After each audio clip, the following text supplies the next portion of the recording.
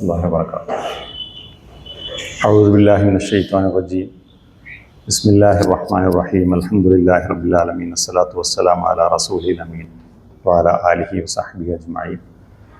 Rabbi shrah li sadri wa yassir li amri wa hlul 'uqdatam min lisani yafqahu qawli.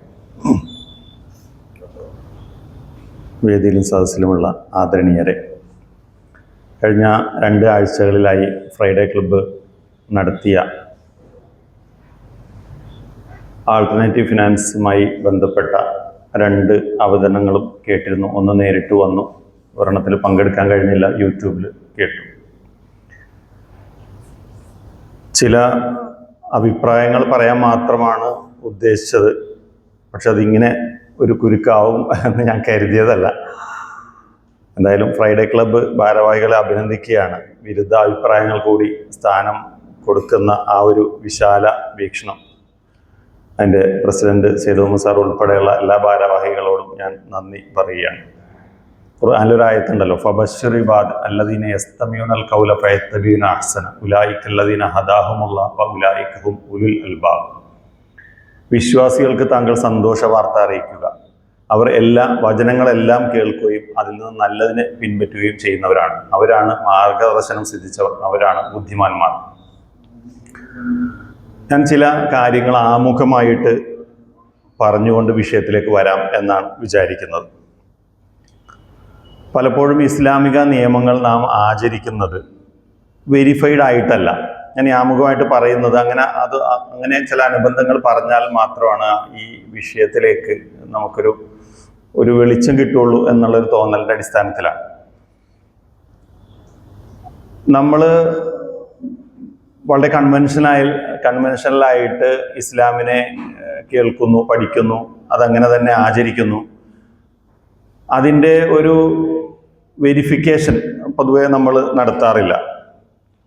നൂറ്റാണ്ടുകൾക്ക് മുമ്പ് എഴുതപ്പെട്ട ഗ്രന്ഥങ്ങൾ വെച്ചുകൊണ്ട് പുതിയ ലോകത്തിന് നേതൃത്വം കൊടുത്തുകൊണ്ടിരിക്കുന്ന അവസ്ഥയാണ്. അതിൻ്റേതായ അപാകതകൾ നിത്യജീവിതത്തിൽ നാം അനുഭവിക്കുന്നുണ്ട്, പ്രത്യേകിച്ച് സാമൂഹിക ജീവിതത്തിൽ.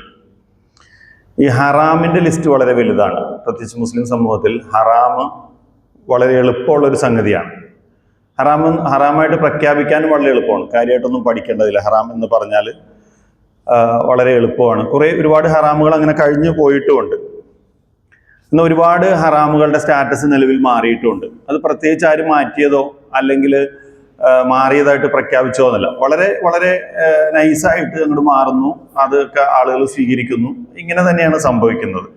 ഞാൻ വെറുതെ ഒരു ലിസ്റ്റ് വായിക്കണം. അപ്പം നിങ്ങളൊക്കെ ഗൂഗിളിൽ തിരഞ്ഞാൽ, മുസ്ലിങ്ങളിലെ ഹറാം ലിസ്റ്റ് ഗൂഗിളിൽ തിരഞ്ഞാൽ നിങ്ങൾക്ക് കിട്ടാൻ സാധ്യതയുള്ള കുറച്ച് കാര്യങ്ങൾ ഞാൻ വായിക്കണം. ആർക്കും കിട്ടുന്നതാണ്. TV കാണൽ ഹറാമാണ്, ചെസ്, സിനിമ, മ്യൂസിക്, മുടി കറുപ്പിക്കൽ, നിലവുകളൊക്കെ കത്തിക്കുന്നത്, സ്ത്രീകളുടെ പള്ളി പ്രവേശം, അന്യ സ്ത്രീകളെ കാണൽ ഹറാമാണ്, സ്ത്രീകൾ ജോലിക്ക് പോകുന്ന ഹറാമാണ്, സ്ത്രീയുടെ ശബ്ദം, ഫോട്ടോ, വീഡിയോ എടുക്കൽ, ജീവികളുടെ ചിത്രം വരയ്ക്കൽ, ശില്പനിർമ്മാണം, നോമ്പ് സമയം നിർബന്ധ കുളിയല്ലാത്ത കുളി, അതും ഹറാമാണ്, വിവാഹിതയല്ലാത്ത സ്ത്രീക്ക് പുരികം നീക്കൽ, സ്ത്രീകൾ പെർഫ്യൂം ഉപയോഗിച്ച് പുറത്തു പോകൽ, ഖുർആൻ എഴുതുന്ന ചോക്കുപൊടി നിലത്ത് വീഴുന്നത് ഹറാമാണ്, പ്രത്യുൽപാദന ശേഷി മുറിച്ചു കളയുന്നതും മരുന്നുകൊണ്ട് തടയലും ഹറാമാണ്, ഓണം പോലുള്ള ആഘോഷങ്ങളിൽ പങ്കെടുക്കുന്ന ഹറാമാണ്, ക്രിസ്മസ് വിഷ് ചെയ്യൽ ഹറാമാണ്, ജനാധിപത്യ ക്രമം നിലനിർത്താൻ വേണ്ടി വോട്ട് ചെയ്യൽ ഹറാമാണ്, ബാങ്ക് ജോലി ഹറാമാണ്, ഇൻഷുറൻസ് ഹറാമാണ്, അതേപോലെ കുഞ്ചിക സ്ഥാനങ്ങൾ വഹിക്കൽ, നിങ്ങൾക്കറിയാലോ കുഞ്ചിക സ്ഥാനങ്ങൾ എന്ന് പറഞ്ഞാൽ അതൊക്കെ ഹറാമാണ്. ഇങ്ങനെ വലിയ ലിസ്റ്റാണ്. ഞാനത് വളരെ കുറച്ച് മാത്രമാണ്. ഇതിൽ പലതും നിലവിലും ഹറാമാണ്. അതേസമയം ഞാനിപ്പോൾ വായിച്ചതിലധികവും നിലവിൽ ഹറാം സ്റ്റാറ്റസ് ഇല്ലാത്ത സംഗതിയാണ്.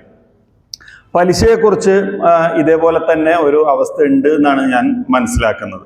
പലിശയെക്കുറിച്ച് ഖുർആനിൽ വളരെ അതിശക്തമായിട്ട് പറഞ്ഞിട്ടുണ്ട്. അതേസമയം അതിനേക്കാൾ ഭീകരമായിട്ട് ഹദീസിലും പറഞ്ഞിട്ടുണ്ട്. ഒരു ഉദാഹരണത്തിന്, പലിശയെക്കുറിച്ചുള്ള ഹദീസുകളിൽ പലിശ കൊടുക്കുന്നവനും വാങ്ങുന്നവനും എഴുതുന്നവനും സാക്ഷി വെക്കുന്നവനും ഒക്കെ നരകത്തിലാണ് എന്നുള്ള നിലക്കാണ് പറഞ്ഞിട്ടുള്ളത്. ഖുർആൻ ഒരു സ്ഥലത്ത് പോലും കൊടുക്കുന്നവനെ പരാമർശിക്കുന്നില്ല. പലിശ കൊടുക്കേണ്ടി വരുന്ന പലിശ കൊടുക്കേണ്ടി വരുന്ന ആളെ കുറിച്ച് യാതൊരു ആക്ഷേപവും ഖുർആൻ ഒരു സ്ഥലത്തും പറഞ്ഞിട്ടില്ല. വാങ്ങുന്നവരെ കുറിച്ചാണ് പറഞ്ഞിട്ടുള്ളത്. അതേപോലെ തന്നെ അതിനേക്കാൾ ഭീകരമാണ്, എനിക്ക് ഇവിടെ ഈ ഒരു സദസ്സിന്റെ മുമ്പിൽ നിന്ന് ആ ഹദീസ് മുഴുവൻ പറയാൻ ബുദ്ധിമുട്ടുണ്ട്. പലിശയിൽ നിന്ന് ഏറ്റവും ചെറുത്, ഇനി ഞാൻ ബാക്കി പറയണ്ടല്ല, അത് നല്ലൊരു ശതമാനം ആള് പലിശയിൽ നിന്ന് ഏറ്റവും ചെറുത് എന്തിനോട് ഉപമിച്ചുകൊണ്ടാണ് പ്രവാചകൻ പറഞ്ഞത്, പ്രവാചകന്റെ മേലിൽ ആരോപിക്കപ്പെട്ട ഒരു ഹദീസ്. അതായത് എല്ലാവർക്കും അതിനെക്കുറിച്ച് അറിയാൻ തോന്നും. കാരണം ഒരു സദസ്സിനോട് പറയാൻ പറ്റുന്ന ഒന്നല്ല. പലിശയിൽ നിന്ന് ഏറ്റവും ചെറുത് ഇന്നതാണെന്ന് പറഞ്ഞിട്ട് ഒരു സാധാരണ ഏറ്റവും വളരെ ചന്തയിൽ പോലും നമ്മൾ ഉപയോഗിക്കാത്ത ഒരു വളരെ അശ്ലീലമായ ഒരു ഇത് പ്രവാചകൻ പറഞ്ഞു എന്ന് ഒരിക്കലും ഒരു മഹാഗുരു സംസ്കാരത്തിന്റെ അത്യുന്നതങ്ങളിൽ വിരാജിക്കുന്ന ഒരു മഹാഗുരു പറയും എന്ന് നമ്മൾ വിശ്വസിക്കുന്നില്ല. അപ്പോഴും ആ പലിശയെക്കുറിച്ച് അങ്ങനെയും ഒരു ഹദീസ് ഉണ്ട്. ഞാൻ പറഞ്ഞല്ലോ, കൊടുക്കുന്നവന് ഒരു പലിശ കൊടുക്കേണ്ടി വരുന്ന ആള് ബുദ്ധിമുട്ടിച്ചിട്ടില്ല എന്ന് പറഞ്ഞാൽ ഖുർആൻ ആക്ഷേപിച്ചിട്ടില്ല. അതേപോലെ തന്നെയാണ് ഇപ്പൊ നമ്മൾ പലപ്പോഴും പറഞ്ഞ സംഗതിയൊക്കെ ഉള്ളതാണ്. പക്ഷേ ഈ പന്നിമാംസം ചില സമയത്ത് ഹലാലാവുമല്ലോ. അപ്പൊ അതേപോലെ ഈ ലറൂറത്തിന്റെ ഹാലില് അങ്ങനെ വിശ്വസിക്കുന്ന ആളുകളുണ്ട്. ഇപ്പൊ ബാങ്ക് പലിശയെ കുറിച്ചാണ് കേട്ടോ പറയുന്നത്. അങ്ങനെ വിശ്വസിക്കുന്ന ആളുകളുണ്ട്. അപ്പോൾ ഇത് ശരിക്കും ഒരു ഖുർആനിൽ അങ്ങനെ ഒരു ആയത്തുണ്ട്. അതായത് ഫമനിൽ ബാഗിൻ വലാദിൻ ഫലായിസ്മാലേ, അതായത് നിരോധിക്കപ്പെട്ട ഭക്ഷണത്തിന്റെ ലിസ്റ്റ് പറയുന്നിടത്ത് അറിയാലോ, പന്നിമാംസമാണ് നമുക്ക് നിരോധിച്ച ഏക ഭക്ഷണമായിട്ട് ലോകത്ത് ഉപയോഗിക്കുന്നതിൽ പന്നിമാംസം റഹ്മുൽ ഖിൻസീറാണ് നമുക്ക് വരുന്നത്. അവിടെ പോലും ഖുർആൻ ഒരു ഇളവ് തന്നിട്ടുണ്ട്. ആരെങ്കിലും നിയമലംഘനം കാക്ഷിക്കാതെയും അതിര് കടക്കാതെയും ഒരാൾ നിർബന്ധനായാൽ അവന്റെ മേൽ കുറ്റമില്ല. ഫലാ ജുനാഹ അലൈഹി, അതിന്റെ മേൽ കുറ്റമില്ല. ഇവിടെ വേറൊരു പോയിന്റും കൂടെ ശ്രദ്ധിക്കണം. അതായത് പതിനായിരക്കണക്കിന് അല്ലെങ്കിൽ ലക്ഷക്കണക്കിന് വസ്തുക്കളെ, ജീവിവർഗങ്ങൾ, സസ്യവർഗങ്ങൾ എല്ലാം അള്ളാഹു ഭക്ഷണമായിട്ട് അനുവദിച്ചിട്ടും ഒരേ ഒരു സാധനമാണ് നിരോധിച്ചത്. അത് ലഹ്മുൽ ഖിൻസീറാണ്, പന്നിമാംസമാണ്. അവിടെ ഒരു കടുംപിടുത്തം അള്ളാഹുക്ക് പിടിക്കായിരുന്നു. കാരണം ഇത്രയും സാധനം അനുവദിച്ചിട്ട് ഒരെണ്ണം മാത്രം നിരോധിച്ചാൽ അതിലൊരു വിട്ടുവീഴ്ചയും ചെയ്യാൻ പാടില്ല. നമ്മളൊക്കെ അങ്ങനെയാണല്ലോ. വീട്ടിൽ കൊച്ചിനോട് പറയും, എൻ്റെ മൊബൈൽ മാത്രം തുടരുത്, വേറെ എന്ത് നീ എടുത്തോ, കമ്പ്യൂട്ടർ, ലാപ്ടോപ്പോ, ടാബോ എന്താണെന്ന് വെച്ചാൽ എടുത്തോ, മൊബൈൽ തുടരുത് എന്ന് പറഞ്ഞാൽ നമ്മൾ അതിൽ വിട്ടുവീഴ്ച ചെയ്യൂല. കാരണം ഇത്രയും സാധനങ്ങൾ കുട്ടിക്ക് ഉപയോഗിക്കാൻ കൊടുത്തിട്ട് ഒരെണ്ണത്തിൽ മാത്രം അതവൻ പാലിക്കാൻ ബാധ്യസ്ഥനാണ്. പക്ഷെ അള്ളാഹു ഇത്രയും അനുവദിച്ചിട്ടും അവിടെ ഒരളവ് വീണ്ടും കൊടുക്കുകയാണ്. ഫമനിൻ വലാദിൻ ഫലാസിൻ. എന്താണെന്ന് വെച്ചാൽ ഏതെങ്കിലും ഒരു കാലത്ത്, ഏതെങ്കിലും ഒരു പ്രദേശത്ത്, ഏതെങ്കിലും ഒരു മനുഷ്യൻ ഇതല്ലാതെ അവന്റെ ജീവൻ നിലനിർത്താൻ പര്യാപ്തമായ മറ്റൊന്നും കിട്ടാത്ത അവസ്ഥയിൽ ഈ ആയത്ത് അവന്റെ ജീവൻ എടുത്തുകൂടാ. ഇതാണ് അള്ളാഹുവോട് ഉദ്ദേശിച്ചത്. അത്രപോൽ ഇളവ് തരുന്ന ഒരു സ്വഭാവമാണ് അള്ളാഹ്ക്ക്. പക്ഷെ നമ്മൾ മനസ്സിലാക്കുന്ന ഒരു കർമ്മശാസ്ത്ര മതം ഒരിക്കലും ഈ ഇളവ് അനുവദിക്കുന്നതല്ല, വളരെ റിജിഡാണ്. അത് നമ്മൾ മനസ്സിലാക്കാൻ വേണ്ടി പറഞ്ഞതാണ്. പിന്നെ ഒരു സംഗതി വെച്ചാൽ പ്രായോഗികമല്ലാത്തൊന്നും ഇസ്ലാമിൽ ഉണ്ടാവില്ല, നീതിക്ക് നിരക്കാത്തതും ഇസ്ലാമിലുണ്ടാവില്ല. ഇത് നമ്മൾ അടിസ്ഥാനപരമായിട്ട് മനസ്സിലാക്കേണ്ടതാണ്. അള്ളാഹുവിൻ്റെ മതം നീതിയായിരിക്കും, കാരുണ്യമായിരിക്കും, പ്രായോഗികമായിരിക്കും, മാനവികമായിരിക്കും. ഇത് ഏത് നിയമത്തെക്കുറിച്ചും ഖുർആനിലോ ഹദീസിലോ മറ്റു കർമ്മശാസ്ത്ര ഗ്രന്ഥങ്ങളിലുള്ള ഏത് നിയമത്തെക്കുറിച്ച് വരുമ്പോഴും നമ്മൾ അടിസ്ഥാനമാക്കേണ്ടത് നീതിക്കെതിരാണോ, പ്രായോഗികതക്കെതിരാണോ, കാരുണ്യത്തിനെതിരാണോ, മാനവികതക്കെതിരാണോ. അങ്ങനെ ലോകമൂല്യങ്ങൾക്കെതിരായ ഒരു സംഗതിയും അള്ളാഹു ഉണ്ടാവില്ല. അങ്ങനെ കണ്ടാൽ പോലും അത് പരിഭാഷകന്റെ വ്യാഖ്യാനത്തിന്റെ പ്രശ്നമാണ് എന്ന് മനസ്സിലാക്കുന്നിടത്താണ് ദൈവത്തെ, പ്രവാചകനെയൊക്കെ ശരിയായ അറിയൽ. പലരും ഇപ്പോൾ ബാങ്കും ഒക്കെ ആയിട്ട് ബന്ധപ്പെടുന്നു, ഒരു ആത്മവഞ്ചനയുടെ ഒരു തലത്തിലാണ് ബന്ധപ്പെടുന്നു, എന്നിട്ടൊരു കുറ്റബോധത്തോട് ജീവിക്കുന്നു. ഇപ്പൊ ആരും മാറി നിൽക്കുന്നൊന്നുമില്ല. അപ്പൊ ഹറാം എന്നൊന്നും പറഞ്ഞാലും അങ്ങനെ എല്ലാത്തിൽ നിന്നും മാറി നിൽക്കുന്ന ആളുകളൊന്നുമല്ല. പക്ഷെ അവർ കുറ്റബോധത്തോടെയാണ് ജീവിക്കുന്നത്. ചോദിച്ചാൽ അത് അങ്ങനെ തന്നെ അവർ പറയുള്ളൂ. ഇപ്പൊ റിബ എന്നത് ആധുനിക സമൂഹത്തിലെ ബാങ്കിന്റെ ഇൻട്രസ്റ്റ് റേറ്റുമായിട്ട് ഒരു ബന്ധവുമില്ല. അത് നമുക്ക് പറഞ്ഞു വരുമ്പോൾ മനസ്സിലാവുമെന്ന് ഞാൻ വിചാരിക്കുന്നു. ആധുനിക ബാങ്കുകൾ 7-ാം നൂറ്റാണ്ടിൽ രൂപപ്പെട്ടിട്ട് പോലുമില്ല. അപ്പൊ ഇല്ലാത്ത ഒന്നിനെ ചൂണ്ടിക്കാണിച്ചുകൊണ്ട് പ്രവാചകൻ നിരോധിച്ചു എന്ന് പറയുന്നതിൽ ചില അസാംഗത്യങ്ങളുണ്ട്. അപ്പോൾ ഖുർആൻ എങ്ങനെയാണ് എക്സിക്യൂട്ട് ചെയ്യേണ്ടത് എന്ന് അറിയാത്തതിൻ്റെ ഒരു പ്രശ്നം കൊണ്ടുകൂടിയാണ് നമ്മൾ ഈ റിബയെ നമ്മളെ ഇന്നത്തെ ബാങ്ക് റേറ്റും ബാങ്ക് ഇൻട്രസ്റ്റും ഒക്കെ ആയിട്ട് ബന്ധപ്പെടുത്തുന്നത്. ഞാൻ അതും കൂടെ പറഞ്ഞിട്ടാണ് ഇതിലേക്ക് കടക്കുന്നത്. ഇപ്പൊ പലിശയെ നഖശിഖാന്തം ഖുർആൻ, നിസ്സംശയം പലിശ, റിബ എന്നത് ഖുർആൻ നിരോധിച്ച സംഗതിയാണ്. ഇപ്പൊ സൂറത്തുൽ ബഖറ 2-3 ആയത്തുകളുണ്ട്. ഞാനൊരു സാമ്പിളിന് പറയാം. സൂറത്തുൽ ബഖറയിൽ കാണാം, അല്ലദീന യഅ്കുലൂന റിബ ലാ യഖൂമൂന ഇല്ലാ കമാ യഖൂമുല്ലദീ യതഖബ്ബതുഹു ശൈത്വാനു മിനൽ മസ് ദാലിക ബിഅന്നഹും ഖാലൂ ഇന്നമൽ ബൈഉ മിസ്ലു റിബ വഹല്ലല്ലാഹുൽ ബൈഅ വഹറമ റിബ ഫമൻ ജാഅഹു മൗഇദത്തും മിർ റബ്ബിഹി ഫൻതഹ ഫലഹു മാ സലഫ വഅംറുഹു ഇലല്ലാഹ് വമൻ ആദ ഫഉലൈക അസ്ഹാബുൻ നാർ ഹും ഫീഹാ ഖാലിദൂൻ. പലിശ തിന്നുന്നവൻ അവൻ പിശാച് ബാധ ഏറ്റവനെ പോലെയാണ് എഴുന്നേറ്റ് വരിക. അവൻ എന്താണ് കാരണം? കച്ചവടം പലിശ പോലെ തന്നെയാണ് എന്ന് പറഞ്ഞതിന്റെ കാരണത്താൽ. അപ്പോൾ അതുകൊണ്ട് അള്ളാഹു അള്ളാഹു നിസ്സംശയം പറയണം, കച്ചവടം അള്ളാഹു അനുവദിച്ചിട്ടുണ്ട്, പലിശ അള്ളാഹു നിരോധിച്ചിട്ടുണ്ട്. ഇതാണ് റിബ നിരോധിച്ചിട്ടുണ്ട്. ഇപ്പോ മാത്രമല്ല, ആരെങ്കിലും അത് പഴയ കാലത്ത് ചെയ്തിട്ടുണ്ടെങ്കിൽ അത് കുഴപ്പമില്ല, അവൻ എടുത്തോട്ടെ, അവന്റെ കാര്യം അല്ലാഹുവിലാണ്. ആരെങ്കിലും ആ വഴിക്കല്ല ചിന്തിക്കുന്നാൽ ഉലായിക അസ്ഹാബുന്നാർ ഹും ഫീഹാ ഖാലിദൂൻ, അവന് നിത്യനരകം. ഇതാണ് ഖുർആൻ ഒരു സ്ഥലത്ത് പറഞ്ഞത്. വേറെ സ്ഥലത്ത് അള്ളാഹു പറയുന്നത് യാ അയ്യുഹല്ലദീന ആമനൂ ലാ തഅകുലു റിബ അദ്ആഫൻ മുദ്ആഫൻ, നിങ്ങൾ ഇരട്ടിക്കിരട്ടിയായി റിബ തിന്നരുത് എന്ന് പറയുന്നുണ്ട്. അതുപോലെ പലിശ കൊണ്ട് സാമ്പത്തിക വ്യവസ്ഥ വളരില്ല എന്ന് ഖുർആൻ പറയുന്നത്, ഞാൻ ആയത്ത് എനിക്ക് ഓർമ്മയില്ല എന്ന് പറയുന്നുണ്ട്.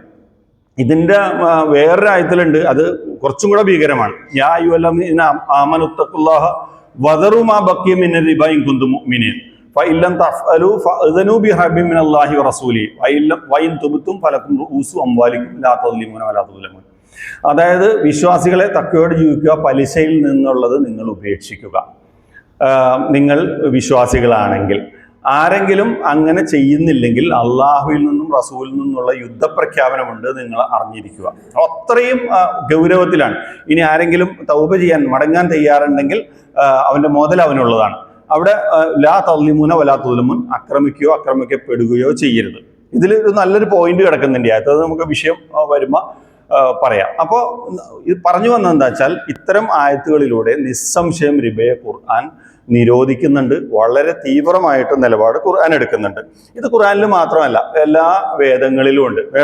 വേദങ്ങളിലും മാത്രമല്ല, ഇപ്പൊ കാർൽ മാർക്സ് ഒക്കെ പോലെയുള്ള അറിയപ്പെടുന്ന ഫിലോസഫേഴ്സും എക്കണോമിസ്റ്റുകളെല്ലാം പലിശ നിരോധിച്ചിട്ടുണ്ട്. പലിശയെ വളരെ മോശമാക്കി തന്നെ പറഞ്ഞിട്ടുണ്ട്. ഇത് സംബന്ധമായിട്ട് ഒരുപാട് ആർട്ടിക്കിൾസും സ്പീച്ച് എല്ലാം അവിടെ ഇവിടെയൊക്കെ നിങ്ങൾക്ക് കിട്ടും.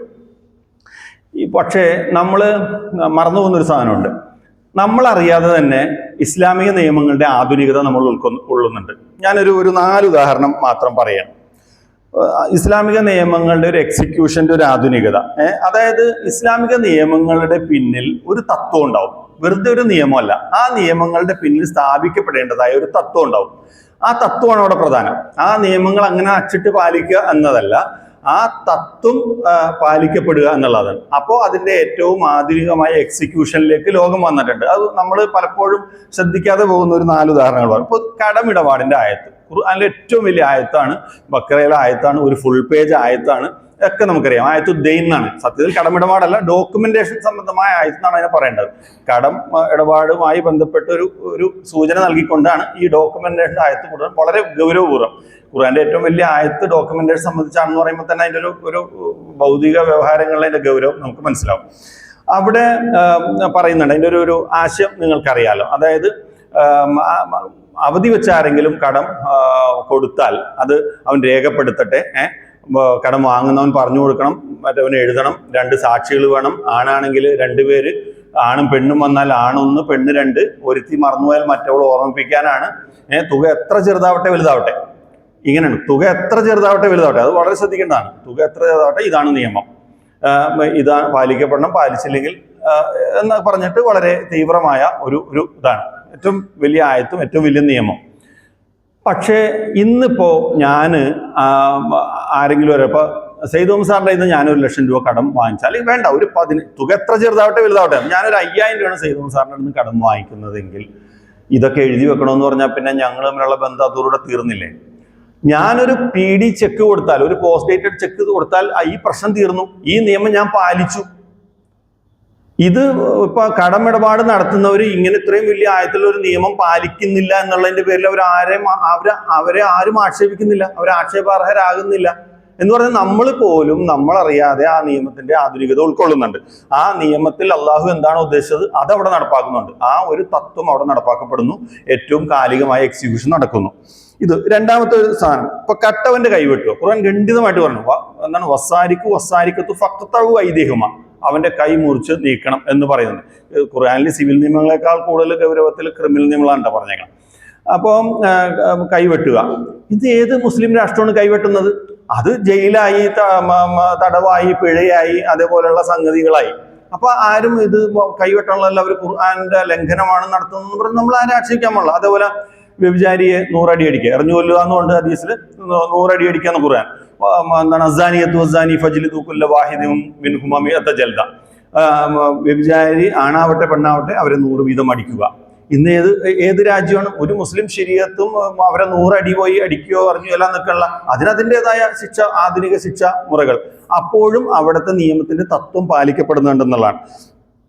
ഞാൻ ഒരു ഉദാഹരണം കൂടെ പറഞ്ഞിട്ട്, ഇപ്പൊ ഹജ്ജിലെ ബലി, നമ്മളൊക്കെ ഹജ്ജിന് ഉംറക്കും പോകുന്നല്ല, ഹജ്ജിൽ ബലിയുണ്ട്. നമ്മൾ ആരാണ് ബലി ഇറക്കുന്നത്? നമ്മൾ ബലി അറക്കുന്നില്ല, ബലി അറക്കുന്നിടത്ത് പോകുന്നില്ല, ബലിമാംസം പലപ്പോഴും കഴിക്കുന്നില്ല.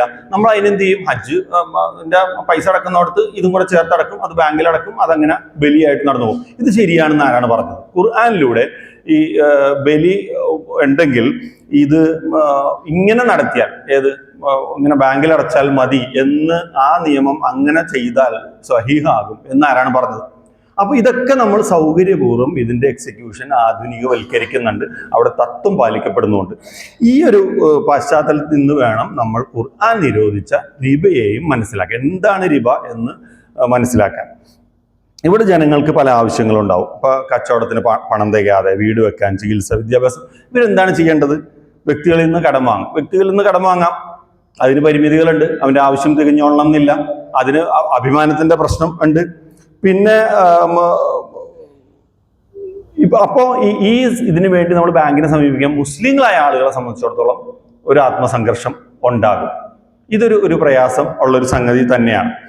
ഇവിടെ ഇപ്പോ എന്നാലും ഈ കുറ്റബോധത്തോട് ആളുകൾ ലോൺ എടുക്കുന്നുണ്ട്, കച്ചവടക്കാർ ഓടിയെടുക്കുന്നുണ്ട്, എല്ലാം എടുക്കുന്നുണ്ട്. പക്ഷെ അവരൊരു കുറ്റബോധം നയിക്കുന്നുണ്ട്. യഥാർത്ഥത്തിൽ ആ കുറ്റബോധത്തിന് സ്ഥാനം ഉണ്ടെന്നുള്ളതാണ്. അപ്പൊ എന്താണ് റിബ? ഈ റിബ എന്നതൊരു സാമ്പത്തിക ഇടപാടിന്റെ പേരേ അല്ല, അതൊരു വ്യവസ്ഥയുടെ പേരാണ്, അതൊരു സിസ്റ്റമാണ്. ജനങ്ങളെ ചൂഷണം ചെയ്യുന്ന ഒരു സിസ്റ്റത്തിന്റെ പേരാണ്. അല്ലാതെ കടം കൊടുക്കുമ്പോൾ കൂടുതൽ വാങ്ങിക്കുന്ന അങ്ങനത്തെ ഒരു സാമ്പത്തിക ഇടപാടിനെ സൂചിപ്പിക്കുന്ന പേരല്ല റിബ എന്നാണ് നമ്മൾ ആദ്യമായിട്ട് അറിയേണ്ടത്.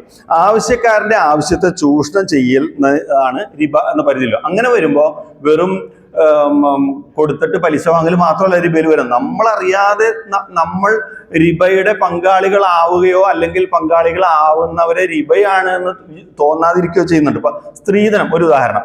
ഒരു പെൺകുട്ടിയെ കെട്ടിച്ചയക്കുക എന്നുള്ള ആ പിതാവിന്റെയും ആ കുടുംബത്തിന്റെയും നിർബന്ധിതാവസ്ഥ ചൂഷണം ചെയ്തുകൊണ്ട് വരനോ വരന്റെ പിതാവോ ഒക്കെ സ്ത്രീധനം ക്യാഷായിട്ടും കാറായിട്ടും സ്ഥലമായിട്ടും ഒക്കെ ചോദിച്ചു വാങ്ങുന്ന റിബയാണ്. കാരണം അവിടെ ചൂഷണം നടക്കുകയാണ്, സാമ്പത്തിക ഇടപാടിലുള്ളൊരു ചൂഷണം നടക്കുകയാണ്. അവിടെ അയാളുടെ നിർബന്ധിതാവസ്ഥയാണ്. ഇത് റിബയാണെന്ന് നമുക്ക് തോന്നൂല. ഇവിടെയാണ് പ്രശ്നം. ഖുർആന്റെ ഈ നീതിശാസ്ത്രത്തെ എങ്ങനെയാണ് വിലയിരുത്തേണ്ടത് എന്നുള്ള ഒരു പ്രശ്നം നമ്മളുടെ ഇടയിൽ വേണ്ടത്ര ചർച്ച ചെയ്യപ്പെടാതെ പോകുന്നതാണ്. ഇപ്പോ വേറൊരു ഉദാഹരണം പറഞ്ഞുതരാം. ഇപ്പൊ മയ്യത്ത് മറവ് ചെയ്യുമ്പോഴാണ് പലപ്പോഴും വരസംഖ്യ പിടിക്കുന്നത്. ചെറിയ തുകയൊക്കെ ആയിരിക്കും, അതില്ലെങ്കിൽ മയ്യത്ത് മറവ് ചെയ്യൂല. ചിലപ്പോൾ കടമുള്ളവന് കടമുള്ള, എന്നാലും ആ കബറിന്റെ ചാർജും അതും ഇതൊക്കെ വിട്ടുകൊടുക്കുന്ന മഹലുകളും ഉണ്ടാവും. ഞാൻ പറഞ്ഞത് അങ്ങനെ ഒരാൾ ചൂഷണത്തിന്, ഒരു മഹല്ല് കമ്മിറ്റിയിൽ ചൂഷണത്തിന് വിധേയാൽ അതിനെ റിബയുടെ പരിധിയിലാണ് വരേണ്ടത്. റിബയെ ഇങ്ങനെ മനസ്സിലാക്കിയാൽ പിന്നെ വേറെ പ്രശ്നമില്ല. ചൂഷണമുണ്ടോ അവിടെ റിബയുണ്ട്, ചൂഷണമില്ല അവിടെ റിബയില്ല. ഇതാണ് നമ്മൾ മനസ്സിലാക്കേണ്ടത്. എവിടെയും ചിലതുണ്ട് കേട്ടോ. അപ്പൊ താർക്കിക യുക്തി വെച്ച് നമുക്ക് ഇതിനെയൊക്കെ ചോദ്യം ചെയ്യാം. ഞാൻ അതിലേക്ക് വരാം. ഈ റിബ നിരോധിക്കുമ്പോൾ അറിയാലോ, ഒരു ഗോത്രവർഗ പശ്ചാത്തലത്തിലാണ് പ്രവാചകൻ വരുന്നത്. അപ്പം നമ്മുടെ നല്ലൊരു നിയമം ഉള്ളത് ഒരു വ്യവസ്ഥാപിത സമൂഹത്തിലൊന്നുമല്ല, ഒരു ഗോത്രവർഗ പശ്ചാത്തലത്തിലാണ്. അവിടെ ആളുകൾ തോന്നുന്ന പോലെ പലിശ നിരക്ക് 15%, 20%, അതായത് ആ വരുന്ന ആളുകളുടെ നിർബന്ധിതാവസ്ഥയുടെ ചൂഷണം ചെയ്തുകൊണ്ട് എത്രയാണോ നിരക്ക്, അങ്ങനെ ഒരു വ്യവസ്ഥയും വെള്ളിയാഴ്ച ഇല്ലാത്ത വിധത്തിൽ നിരക്ക് കൂട്ടുന്നിടത്താണ് ഖുർആൻ ഇവിടെ അതിനെ ബ്ലോക്ക് ചെയ്യുന്നത്. അതേസമയം ഇന്ന് ബാങ്കിനെ സംബന്ധിച്ചിടത്തോളം കൃത്യമായ നിർണിതമായ വ്യവസ്ഥകളോടുകൂടെ വ്യവസ്ഥാപിതമായി പ്രവർത്തിക്കുന്നതാണ് ബാങ്കുകൾ. അവിടെ ചൂഷണമല്ല. അപ്പൊ ഇപ്പൊ ഒരാള് മാത്രമല്ല, ബാങ്കുകളെ നമ്മൾ എങ്ങനെയാണ് ആ രണ്ട് വ്യവസ്ഥകളെയും, അതായത് ഈ ഗോത്രവർഗ വ്യവസ്ഥയെയും ഇപ്പോൾ ഉള്ള എല്ലാം മുൻകൂട്ടി നിശ്ചയിച്ച് കൃത്യമായ നിർണിതമായ നിയമത്തിന്റെ അടിസ്ഥാനത്തിൽ പറയുന്ന ബാങ്കിനെയും രണ്ടിനെയും കൂടെ എങ്ങനെ ഒരു നുഖത്തിൽ കെട്ടാൻ പറ്റുന്ന? ഒരിക്കലും കെട്ടാൻ പറ്റൂല. അപ്പോൾ ഇത് സത്യത്തിൽ സമൂഹത്തിന്റെ സാമ്പത്തിക മേഖലയിലെ ഒരു ഒരു ഒരു രക്തചംക്രമണ വ്യവസ്ഥയാണ് ഇന്ന് ബാങ്കിങ് നടത്തിക്കൊണ്ടിരിക്കുന്നത്. ഇപ്പൊ റിട്ടയർ ആയ ആള്, അവരുടെ PF അതും ഇതൊക്കെ കിട്ടി റിട്ടയർ ആയ ആളെ സംബന്ധിച്ച് ഒരു വലിയ തുക ഉണ്ട്. ഇദ്ദേഹം എന്ത് ചെയ്യും? ഇദ്ദേഹത്തിന്റെ ഒരു വരുമാനത്തിനായി എന്ത് ചെയ്യും? ചിലപ്പോൾ അത് ബിസിനസ് ചെയ്യാൻ അയാൾക്ക് കഴിവില്ല, അല്ലെങ്കിൽ ധൈര്യമില്ല. ബിസിനസ് ചെയ്യുന്ന ആളുകൾക്ക് കൊടുക്കാനുള്ള ധൈര്യവുമില്ല. അപ്പൊ പലയിടത്തും പല രീതിയിലും ഒക്കെ പറ്റിക്കപ്പെടുന്നുണ്ട്. അപ്പൊ ആ നിലക്ക് അദ്ദേഹം എന്താണ് ചെയ്യേണ്ടത്? അദ്ദേഹത്തിന് ഈ പണം ബാങ്കിൽ നിക്ഷേപിക്കുന്നതിൽ വല്ല പ്രശ്നമുണ്ടോ? അത് ബാങ്കിൽ ഇട്ടാൽ കിട്ടുന്ന ആ വേരിയേഷൻ ഈ അള്ളാഹു നിരോധിച്ച റിബയാണോ? ഇത് സത്യത്തിൽ അതല്ല റിബ. അറബ് നാടുകൾ തന്നെ ഫായിദ എന്നാണ് പറയുന്നത്, പ്രോഫിറ്റ് എന്നാണ് വിളിക്കുന്നത്. നിക്ഷേപിക്കുന്ന ആള് അയാളുടെ സമ്പത്തിന്റെ സുരക്ഷ ബാങ്കിനെ ഏൽപ്പിക്കുകയാണ്. ബാങ്ക് അത് കച്ചവടം ചെയ്യാൻ കൊടുത്ത് ആ കച്ചവടത്തിന്റെ ലാഭവിഹിതം ബാങ്കിന്റെ സർവീസ് ചാർജ് കഴിഞ്ഞ് ഇട്ടവർക്ക് വിതരണം ചെയ്യാണ് ചെയ്യുന്നത്. അതിനെ ഒരു നിശ്ചിത പരിധിയാക്കി എന്ന് പറഞ്ഞുകൊണ്ട് അതിനൊരു റേറ്റ് നിശ്ചയിച്ചു എന്നുള്ളതാണ് പ്രശ്നമെങ്കിൽ അവിടെ ഒരു ചൂഷണം നടക്കുന്നില്ല. ഒരു റേറ്റ് നിശ്ചയമാണ്. അങ്ങനെ പല റേറ്റ് നിശ്ചയിച്ച പ്രശ്നങ്ങൾ, ഇപ്പൊ വാടക ഇതേപോലെ കൃത്യമായിട്ട് റേറ്റ് നിശ്ചയിച്ച് ഉള്ള സംഗതിയല്ല, അവിടെയൊക്കെ നഷ്ടസാധ്യത ഉള്ള സംഗതിയല്ല. അവിടെ ആരും അതിനെ റിബയുമായിട്ട് കൂട്ടിക്കെട്ടുന്നില്ല. അപ്പൊ ജനങ്ങളെ വെറുതെ ഭയപ്പെടുത്തി എല്ലാ സാധ്യതകളിൽ നിന്നും അകറ്റി നിർത്തുന്ന ഒരു സ്വഭാവം നിർഭാഗ്യവശാൽ നമ്മുടെ പണ്ഡിതന്മാർക്കുണ്ട്. ഞാൻ ആക്ഷേപിക്കണമെന്നല്ല, നമ്മൾ വെരിഫൈ ചെയ്യാത്തത് കൊണ്ട് അങ്ങനെ പോകുന്നുണ്ട്. പലപ്പോഴും സാമ്പത്തികമായ കാര്യങ്ങളൊക്കെ, ഇസ്ലാമിന്റെ സാമ്പത്തിക സിദ്ധാന്തമൊക്കെ അറിയുന്ന, അതിനെക്കുറിച്ചൊക്കെ പഠിക്കുന്ന ആളുകളൊക്കെ വളരെ കുറവായതുകൊണ്ടൊക്കെയാണ് ഈ മതമേഖലയിൽ സഭാ നേതൃത്വത്തിലൊക്കെ അങ്ങനെയുള്ള പ്രശ്നങ്ങൾ ഉള്ളത് കൊണ്ടാണ്. അതേപോലെ ബാങ്ക് ചെയ്യുന്നത് വലിയ ഒരു സാമൂഹ്യ ദൗത്യമാണ്. രണ്ടുപേരെയും, അതായത് പണമുള്ളവനെയും പണം ആവശ്യമുള്ളതിനും ഒരേ പ്ലാറ്റ്ഫോമിൽ എത്തിക്കുക, അതും വളരെ കർക്കശമായ വ്യവസ്ഥയുള്ള ഒരു പ്ലാറ്റ്ഫോമിൽ എത്തിച്ചിട്ട് അവരെ തമ്മിൽ ബന്ധിപ്പിക്കുകയും രാജ്യത്ത് ഉൽപ്പാദനം നടക്കുന്ന രീതിയിൽ വലിയൊരു സാമൂഹ്യ ദൗത്യമാണ് ബാങ്കുകൾ നിർവഹിക്കുന്നത്. ഇപ്പോൾ റിയൽ എസ്റ്റേറ്റ് ബിസിനസ്സുകാർ ഉണ്ട്. ബാങ്കിലെ പലിശ ഹറാമാണ്, പക്ഷെ റിയൽ എസ്റ്റേറ്റ് ബിസിനസ് പോലെ, അതായത് ലാഭം നിർണിതമാക്കി എന്നുള്ളതാണ് അവർ കണ്ടെത്തുന്ന തെറ്റ്. അത് എത്ര ചെറുതാണെങ്കിലും അത് ഹറാമും, മറ്റത് എത്ര വലുതാണെങ്കിലും അത് ഹലാലും. ഇങ്ങനത്തെ ഒരു സംഗതിയില്ല. അപ്പോൾ ഒരു പാവപ്പെട്ടവന്റെ ഒരു വീടും സ്ഥലവും വാങ്ങാനുള്ള അവൻ്റെ ഒരു അടിസ്ഥാന ആവശ്യത്തെ ചൂഷണം ചെയ്യുന്ന റിയൽ എസ്റ്റേറ്റ് സ്വഭാവം ഈ റിബയുടെ പരിധിയിൽ നമ്മൾ നേരത്തെ പറഞ്ഞതുപോലെ സ്ത്രീധനം വരുമെന്ന് പറഞ്ഞ പോലെ അത് അങ്ങനെ നോക്കിയാൽ അതും ഹറാമാണ്. പിന്നെ ഞാൻ കുറച്ച് പണ്ഡിതന്മാരുടെ ഒരു വിലയിരുത്തൽ പറയാം. ഇപ്പൊ കെയ്റോയിൽ അസ്ഹർ യൂണിവേഴ്സിറ്റിയിലെ ഷെയ്ഖുൽ അസ്ഹർ ഉൾപ്പെടെ ബാങ്ക് ഇൻഡസ്ട്രി റിബ അല്ല, അത് അനുവദനീയമായ പ്രോഫിറ്റ് ആണ് എന്ന് അഭിപ്രായപ്പെട്ടിട്ടുണ്ട്. അതേപോലെ ചില വിചിത്ര വിധികളും നമുക്ക് ആ കൂട്ടത്തിൽ കാണാൻ പറ്റും. ഇപ്പൊ ബാങ്കിൽ നിന്നുള്ള പലിശ എടുത്തിട്ട്, ഇപ്പൊ ബാങ്കിൽ ഫിക്സ്ഡ് ഡെപ്പോസിറ്റ് ഒക്കെ ആയിട്ട് നമുക്ക് കിട്ടുന്ന പലിശ എടുത്തിട്ട് കക്കൂസ് ഉണ്ടാക്കാം, റോഡ് ഉണ്ടാക്കാം എന്നൊക്കെ പറഞ്ഞിട്ട് വളരെ വിചിത്രമായ ചില വിധികളാണ്. എന്ന് പറഞ്ഞാൽ അല്ലെങ്കിൽ സദക്ക കൊടുക്കാൻ ഉപയോഗിക്കും. സദക്ക കൊടുക്കേണ്ടത് ഏത് പണമാണെന്നൊക്കെ ഉള്ളത് ഫിഖിൽ വേറെ ഉണ്ട്. അപ്പൊ ഇതൊക്കെ തമ്മിൽ ക്ലാഷ് ഉണ്ട്. അപ്പൊ അതാണ് ബാങ്കുകൾ ഒരു പ്രശ്നമായി പലരും പറയുന്നത്, അത് ലോൺ എടുത്തിട്ട് പലരും ആത്മഹത്യ ചെയ്യുന്നില്ലേ എന്നൊക്കെയാണ്. 1000 പേരെ ആത്മഹത്യയിൽ നിന്ന് രക്ഷിച്ച പണി ബാങ്ക് ചെയ്യുകയും ഒരു 10 പേരുടെ ആത്മഹത്യയും ചെയ്യുന്നതാണ് ശരിക്കും നമ്മൾ ഡാറ്റ എടുത്ത് നോക്കി മനസ്സിലാവുന്നത്. ഒരു ബാങ്കിൽ നിന്ന് എടുക്കാതെ സ്വന്തം കാശ് മുടക്കി കച്ചവടവും കൃഷിയും ചെയ്യുന്ന പൊളിഞ്ഞതിന്റെ പേരിൽ ആത്മഹത്യ ചെയ്യുന്നില്ലേ? ഒന്നും വേണ്ട, SSLC പരീക്ഷ റിസൾട്ട് വന്നാൽ കാണാൻ പിറ്റേന്ന് മുതൽ ആത്മഹത്യ. അതുകൊണ്ട് SSLC പരീക്ഷ നിരോധിക്കണം എന്ന് ആരെങ്കിലും പറഞ്ഞിട്ടുണ്ടോ?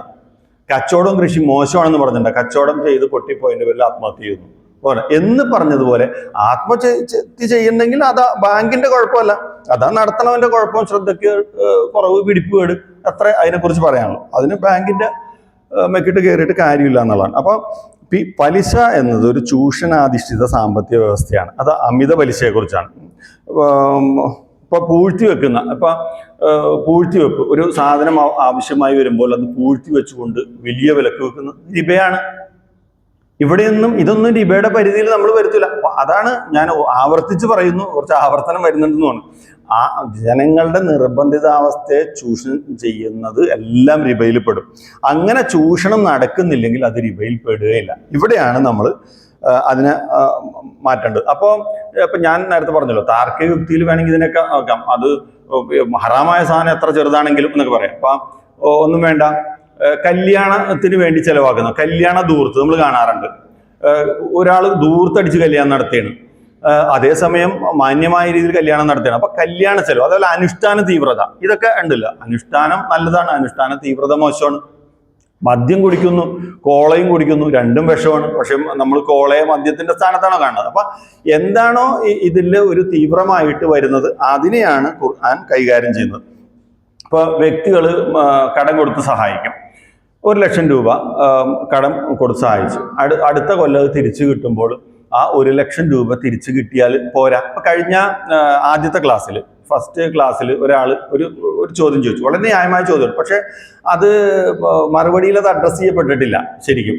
അങ്ങനെ വരുന്ന ആ വേരിയേഷൻ, ഇപ്പൊ ഇൻഫ്ലേഷൻ മൂലം ഉണ്ടാകുന്ന വേരിയേഷൻ എന്ത് ചെയ്യും? എനിക്ക് 1 വർഷം കഴിഞ്ഞാൽ എനിക്ക് ആ 1,00,000 രൂപക്ക് 1,10,000 വേണം, അല്ലെങ്കിൽ 1,07,000 വേണം. ഇപ്പൊ 5, 6, 7 നമ്മുടെ ഇൻഫ്ലേഷൻ റേറ്റ് ആണ്. അപ്പോൾ അത് വേണം. അപ്പോൾ ഇയാൾ അത് നഷ്ടപ്പെടണം, അങ്ങനെയൊക്കെയാണ് പറയാ. അത് അയാൾ നഷ്ടപ്പെടണം, അങ്ങനെയാണ് അയാൾക്ക് കൂലി ഇടുന്നതാണ്. അങ്ങനെ അയാൾ കടവും കൊടുക്കണം, ഇത് നഷ്ടപ്പെട്ട കൊടുക്കണം. അങ്ങനെയൊന്നും അള്ളാഹു പറയൂല, നീതിമാനായ അള്ളാഹു പറയൂല. അതാണ് ഞാൻ നേരത്തെ പറഞ്ഞത്, യാ അയ്യുഹല്ലദീന ആമനു തഖുല്ലാഹ വദറൂ മാ ബഖിയ മിൻ റിബാ ഇൻ കുന്തും മുഅ്മിനീൻ എന്ന് പറഞ്ഞ ആയത്തിന്റെ ഏറ്റവും അവസാനം പറയുന്ന വൈൻ തുബത്തും ഫലക്കും റൂസു അംവാലിക്കും ലാ തളിലിമൂന വലാ തുലമൂൻ എന്ന് പറയുന്ന ആയത്തിൽ അതിന്റെ മറുപടി കൃത്യമായിട്ടുണ്ട്. അവന്റെ അവന്റെ ക്യാപിറ്റൽ അവനുള്ളതാണ്. അതോടൊപ്പം തന്നെ ലാ തളിലിമൂന വലാ തുലമൂൻ, അവൻ ആക്രമിക്കാനും പാടില്ല, അവൻ ആക്രമിക്കപ്പെടാനും പാടില്ല. കടം കൊടുത്തിട്ട് അക്രമത്തിന്റെ വകുപ്പ് എന്ന് പറഞ്ഞാൽ കയ്യാങ്കളിനെ കുറിച്ചല്ല. അവനൊരു സാധനം അവനെ നഷ്ടം വരാൻ പാടില്ല, ഇനി കൊടുത്തതിന്റെ പേരിൽ ഇവനും നഷ്ടം വരാൻ പാടില്ല. അവിടെ കൃത്യമായ സൂചന കിടപ്പുണ്ടെന്നാണ് ഞാൻ പറയുന്നത്. മാത്രമല്ല ഹദീസിൽ അതിനെക്കുറിച്ച് പറയുന്നുണ്ട്, ഞാൻ അതിലേക്ക് വരാം. അപ്പോൾ ഇങ്ങനെ ഒരു ചോദ്യം ഇവിടെ ചോദിക്കുകയും അതിന് അപ്പൊ എനിക്കത് പറയണം എന്നുണ്ടായി, പക്ഷെ അത് സമയമില്ലാത്തതുകൊണ്ടാണ്. അപ്പോഴാണ് പിന്നെ സൈദ് സാർ ഒരു വിഷയമായിട്ട് തന്നെ അവതരിപ്പിക്കാൻ പറഞ്ഞത്. അപ്പോൾ ബാങ്കിൽ നിന്ന് കിട്ടുന്ന ആ വേരിയേഷൻ, ആ ഇൻട്രസ്റ്റ് റേറ്റ് ഒരിക്കലും റിബയെ കുറിച്ചല്ല. അതവസ്ഥ നമ്മൾ ബ്ലേഡ് കമ്പനിയെ കുറിച്ചല്ല, ഇപ്പൊ മുത്തൂറ്റ് എന്നൊക്കെ പറഞ്ഞിട്ടുള്ള ബ്ലേഡ് കമ്പനിയെ കുറിച്ചല്ല കേട്ടോ നമ്മൾ പറയുന്നത്. നമ്മൾ ഇപ്പോഴത്തെ നാഷണലൈസ് ബാങ്കുകളൊക്കെ ചെയ്യുന്ന ആ സേവനത്തെ കുറിച്ചാണ്. സത്യത്തിൽ ബാങ്കിന് നഷ്ടമാണ്. ഒന്ന് ആലോചിച്ച് നോക്കിയേ, 6-7% ഇൻഫ്ലേഷനുള്ള ഒരു രാജ്യത്താണ് നമ്മൾ ജീവിക്കുന്നത്. കാർഷിക കടം 4%, ഭവന വായ്പ 6-7%.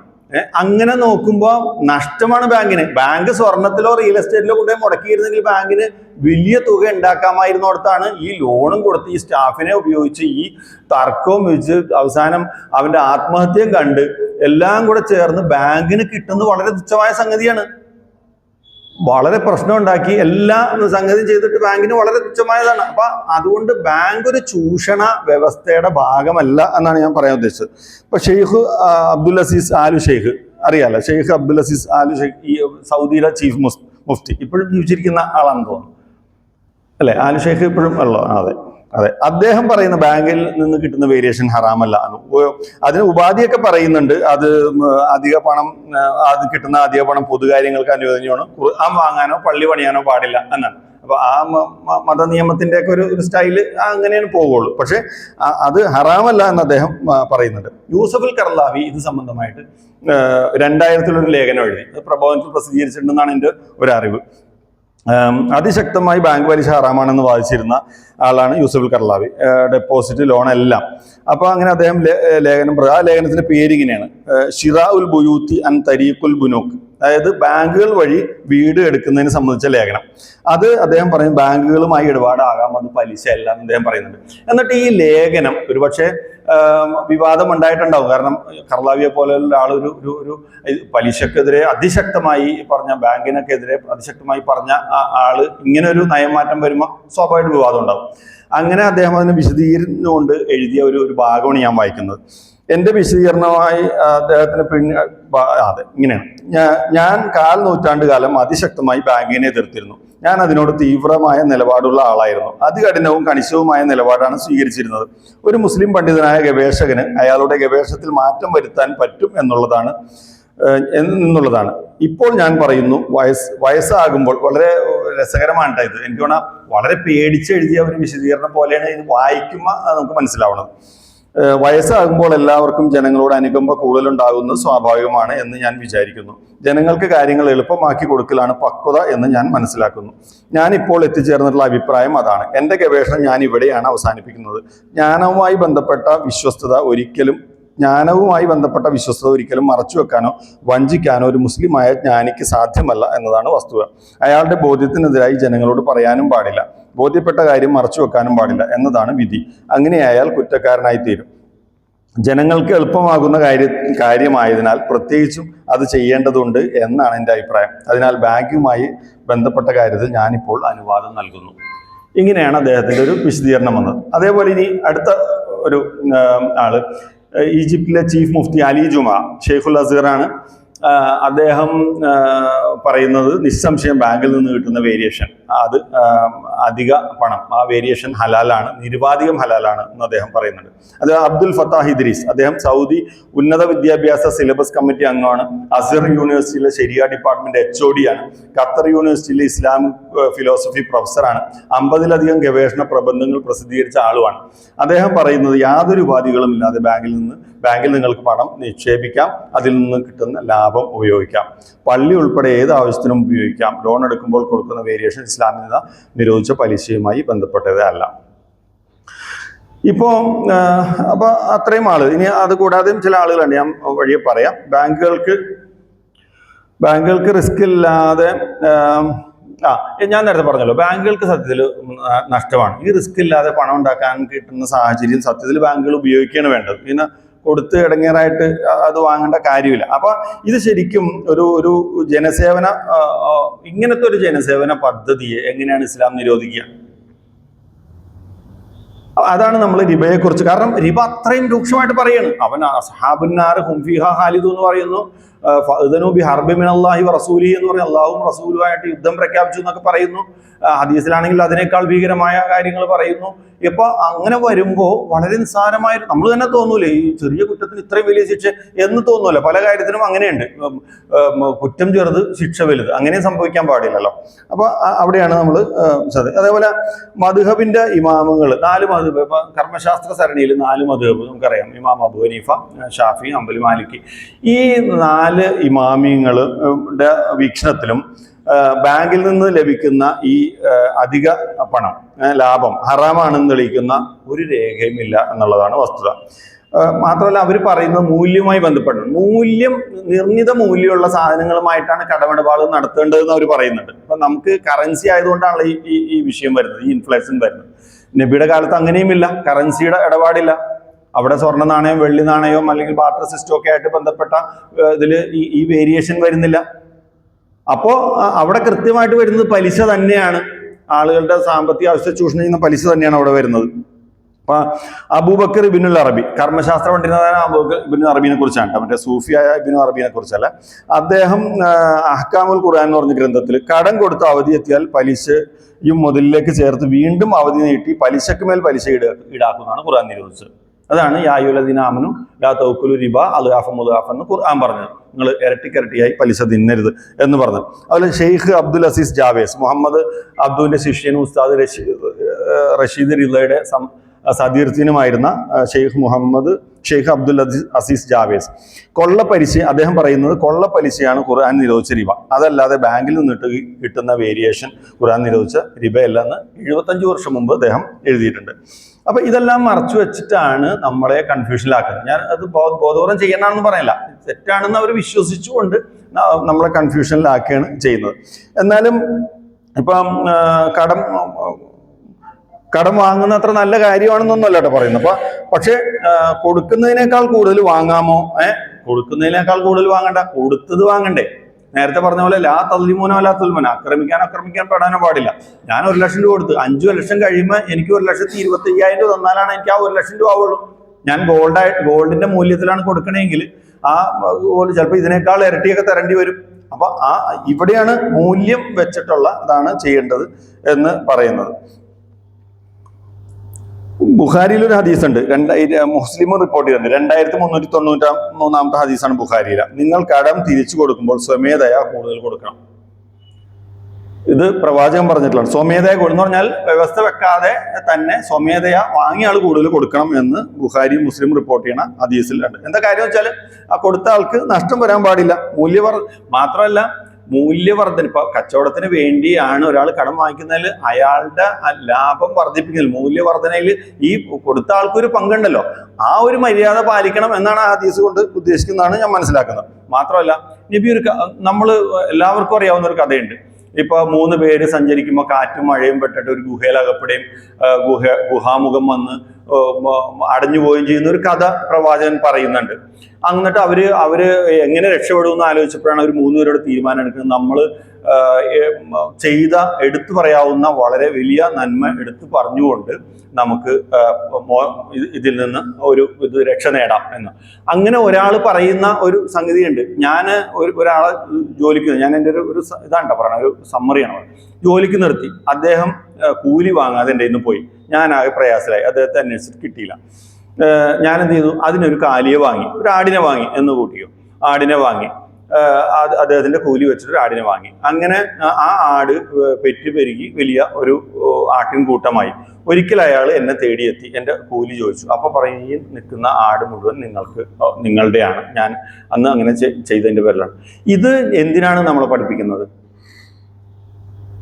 ഇത് നമുക്കിതൊക്കെ വെറും കഥയാണ്. പക്ഷെ ഇതിൻ്റെ ഉള്ളിലുള്ള തത്വം എന്താണ് എന്നാണ് നമ്മൾ മനസ്സിലാക്കേണ്ടത്. അപ്പം മാത്രമല്ല നമുക്ക് അറിയാവുന്ന ഒന്നുണ്ട്. ഇപ്പൊ കേരളത്തിൽ ഐക്യസംഘം എന്ന് പറഞ്ഞപ്പോൾ 100 വർഷമായിട്ടുണ്ടെന്ന് തോന്നുന്നു അല്ലെ. ഐക്യസംഘം രൂപപ്പെട്ട സമയം വെച്ച് നോക്കുമ്പോൾ 100 വർഷമായിട്ടുണ്ട്. ഈ ഐക്യസംഘത്തിന്റെ തീരുമാനത്തിൽ ഏറ്റവും പ്രധാനപ്പെട്ട ഒന്ന് ഒരു മുസ്ലിം ബാങ്ക് തുടങ്ങണം എന്നാണ്. ഇസ്ലാമിക് ബാങ്ക് തുടങ്ങണം എന്നല്ല, ഈ കാത്തലിക് സിറിയൻ ബാങ്കൊക്കെ പോലെ ഒരു ബാങ്ക് തുടങ്ങണം എന്നുള്ള തീരുമാനം അന്ന് KM മൗലവിയും സീതി സാഹിബും വളരെ ശക്തമായി ആവശ്യപ്പെടുകയും മുഹമ്മദ് അബ്ദുറഹ്മാൻ സാഹിബും മൊയ്തു മൗലവിയും അതിനെ ശക്തമായി എതിർത്തത് കൊണ്ട് മാത്രം നടക്കാതെ പോയതാണ്. എതിർക്കുകയും ചെയ്തു, അവരതിനെതിരെ ലേഖനം എഴുതുകയും ചെയ്തപ്പോൾ അത് വിട്ടുപോയി. എനിക്ക് തോന്നുന്നു, എൻ്റെ ഒരു പഠനം ശരിയാണെങ്കിൽ, ഐക്യസംഘം ഇല്ലാതെയായി പോകാനുള്ള കാരണങ്ങളിലൊന്ന് ഇതും കൂടിയാണ്, ഈ തർക്കവും കൂടിയാണ്. അന്നത് തുടങ്ങിയിരുന്നെങ്കിൽ നമുക്ക് ഈ ചർച്ച തന്നെ ഇവിടെ വേണ്ടി വരില്ലായിരുന്നു എന്നാണ് ഞാൻ മനസ്സിലാക്കുന്നത്. അതേപോലെ ഖുർആൻ നിരോധിച്ച ഈ റിബയെ ശരിക്കും ഇൻട്രസ്റ്റ് എന്നല്ല പറയാ, യൂഷറി എന്നാ പറയാ. പല ആളുകൾ ഇപ്പൊ ഇംഗ്ലീഷിലെ തഫ്സീർ എടുത്ത് പരിശോധിച്ചു, യൂഷറി കൊള്ള പലിശ എന്നതാണ് അതിന്റെ ഒരു ഡെഫിനിഷൻ. ഇപ്പോൾ മുഹമ്മദ് അസദിന്റെയും മുഹമ്മദ് മർമഡി പിക്താളിന്റെയും ഒക്കെ തഫ്സീറുകൾ പരിശോധിച്ചാൽ അത് യൂഷറി എന്നാണ് അർത്ഥം അവർ ഇംഗ്ലീഷിൽ കൊടുത്തത്. അവർ ഇൻട്രസ്റ്റ് എന്ന് കൊടുത്തിട്ടില്ല. മൗലാന വഹീദുദ്ദീൻ ഖാനും അതേപോലെ അബ്ദുല്ല യൂസഫ് അലിയുടെ ഒക്കെ തഫ്സീറിൽ റിബക്ക് യൂഷറി എന്ന് തന്നെയാണ് കൊടുത്തിട്ടുള്ളത്. ഇൻട്രസ്റ്റ് എന്നോ ബാങ്ക് റേറ്റ് എന്നോ എന്നുള്ളതൊന്നും ഉപയോഗിച്ചിട്ടില്ല. അപ്പം എന്താ കാര്യം വെച്ചാൽ, ചൂഷണം ഇല്ലാത്തടത്ത് റിബ വരില്ല. യുദ്ധപ്രഖ്യാപനം, നരകം എന്നൊക്കെ, നിത്യനരകം എന്നൊക്കെ പറയുമ്പോൾ അത് ഗൗരവമുള്ള സംഗതി തന്നെയാണ്. അപ്പോൾ ഈ പദങ്ങളുടെ അർത്ഥം തെറ്റായിട്ട് കൊടുത്തിട്ട് ചില തെറ്റായ നിയമങ്ങളുടെ ഉദാഹരണം, ഒരു 2 ഉദാഹരണം കൂടി ഞാൻ പറയാം. അതായത് നമ്മൾ പദങ്ങളെ തെറ്റായിട്ട് അർത്ഥകൽപ്പന കൊടുക്കും, എന്നിട്ട് അതിൻ്റെ മേലിൽ നിയമങ്ങൾ കിട്ടിയുണ്ടാക്കും. ഇത് ഒരു പ്രശ്നമാണത്. ഇപ്പം യാ അയ്യുഹല്ലദീന ആമനു അങ്ങനെയല്ല, യസ്അലൂനക അനിൽ മഹീദ്, ആർത്തവത്തെ കുറിച്ച് അവർ താങ്കളോട് ചോദിക്കുന്നു. കുൽ ഹുവ അദൻ, അങ്ങനെയല്ല, കുൽ ഹുവ അദൻ, ഇത് ഒരു അദനാണ്. എന്താണ് അദൻ? മാലിന്യമാണ്, അശുദ്ധി എന്നാണ് അർത്ഥം കൊടുത്തിട്ടുള്ളത്. ഖുർആനിൽ 9 സ്ഥലത്ത് അദൻ എന്ന് വന്നിട്ടുണ്ട്. ഈ ബാക്കി 8 സ്ഥലത്തും അശുദ്ധി എന്നോ മാലിന്യമോ അർത്ഥം കൊടുത്താൽ അത് ഫിറ്റ് ആവില്ല. മൂസാ നബിയെ പ്രയാസപ്പെടുത്തിയ ആളുകളെ പറയുമ്പോഴും അതെന്നെ പറയാ, അത് മാലിന്യ അശുദ്ധി എന്നല്ല, അത് പ്രയാസപ്പെടുത്തിയെന്ന് തന്നെയാണ്. അപ്പൊ ഇതൊരു പ്രയാസഘട്ടമാകുന്നു എന്നാണ്. അപ്പൊ ഇങ്ങനെ ഒരു അശുദ്ധി, മാലിന്യം എന്ന അർത്ഥം കൊടുത്തുകൊണ്ട് അതിന്റെ മേലെ നിയമം കിട്ടി. അപ്പൊ അവർ ആ സമയത്ത് നോമ്പ് പിടിക്കാൻ പാടില്ല, നിസ്കരിക്കാൻ പാടില്ല, അങ്ങനെ ചെയ്യാൻ പാടില്ല, ഇങ്ങനെ ചെയ്യാൻ പാടില്ല, ഒരു അശുദ്ധിയാണ് എന്നുള്ളതാണ്. മൊത്തത്തിൽ സ്ത്രീകൾ അങ്ങനെ ഒരു 2ാം കിട പൗരയാണല്ലോ. ആ നിലക്ക് അങ്ങനെ ഒരു അർത്ഥകൽപ്പന നടത്തി ഇത് ഈ രീതിയിൽ. അതേപോലെ തന്നെ ഇപ്പോൾ ഒരു ഉദാഹരണം കൂടെ പറഞ്ഞു. ഞാൻ ഇത് മനസ്സിലാക്കാൻ വേണ്ടിയുള്ള എളുപ്പത്തിനാണ് അത് പറയണം. ഖുർആനിൽ ഇതുണ്ട്, സൂറത്തുൽ ബഖറയിൽ 54-ാമത്തെ ആയത്താണ്, വഖ്തുലു അൻഫുസക്കും, നിങ്ങൾ പരസ്പരം കൊല്ലുക എന്ന് പറയുന്നു. എന്താ സംഭവം എന്ന് വെച്ചാൽ, മൂസാ നബി 10 കൽപ്പനകൾ വാങ്ങിക്കാൻ പോയപ്പോൾ ഇവിടെ പശുക്കുട്ടീനെ ആരാധന തുടങ്ങി. തിരിച്ചു വന്നപ്പോൾ മൂസാ നബി കാണുന്നത് ഈ പശുക്കുട്ടീനെ ആരാധിക്കുകയാണ്. അപ്പോൾ മൂസാ നബിക്ക് ദേഷ്യം കയറി. അങ്ങനെ അള്ളാഹു നിയമം, നിങ്ങൾ പരസ്പരം വഖ്തുലു അൻഫുസക്കും, നിങ്ങൾ പരസ്പരം കൊല്ലുക. എന്നിട്ട് തഫ്സീറിലൊക്കെ എഴുതി വെച്ചേക്കണം 70,000 എന്ന് പറഞ്ഞാൽ കത്തിയെടുത്ത് അങ്ങാട് കുത്തുക, ഞാനൊരു കത്തിയെടുത്ത് അങ്ങാട് കുത്തും, അയാൾ കത്തിയെടുത്ത് ഇങ്ങാട് കുത്തും, അപ്പോൾ രണ്ടുപേരും മരിക്കും. അങ്ങനെ 70,000 പേരുടെ മരണം കഴിഞ്ഞപ്പോൾ അള്ളാഹ്ക്ക് പാവം തോന്നിയിട്ട് ആ ഇത് നിർത്തി എന്നാണ് പറയുന്നത്. 12,000 പേര് മരിച്ചു എന്നും 70,000 പേര് മരിച്ചു എന്നൊക്കെ തഫ്സീറിലുള്ളതാണ്. എന്താണ് സംഭവം? ആ മനസ്സിനെ നിങ്ങൾ ഉപേക്ഷിക്കുക. നിങ്ങൾക്ക് ഈ പശുക്കുട്ടിയോടുള്ള ആരാധിക്കാനുള്ള ആ ഒരു ടെൻഡൻസി ഉണ്ടല്ലോ, അത് നിങ്ങൾ ഉപേക്ഷിക്കുക. നഫ്സ് എന്നുള്ള ഇത് ഖുർആനിൽ അധിക സ്ഥലത്തും മനസ്സ് എന്നുള്ള അർത്ഥത്തിലാണ് ഉപയോഗിച്ചത്, അത് ഉപേക്ഷിക്കുക. അപ്പോൾ ഇവിടെയൊക്കെ ഈ അർത്ഥം തെറ്റായിട്ട് കൊടുത്തു കഴിഞ്ഞിട്ട് അതിൻ്റെ മേലെ, ആ തെറ്റായ അർത്ഥത്തിൻ്റെ മേലെ നിയമം നിർമ്മിക്കുന്നിടത്ത് ഒരു പ്രശ്നമുണ്ട്. ഞാൻ അപ്പോൾ ഏതാണ്ട് അവസാനിക്കാറായി, ഒരു 10 മിനിറ്റും കൂടെ.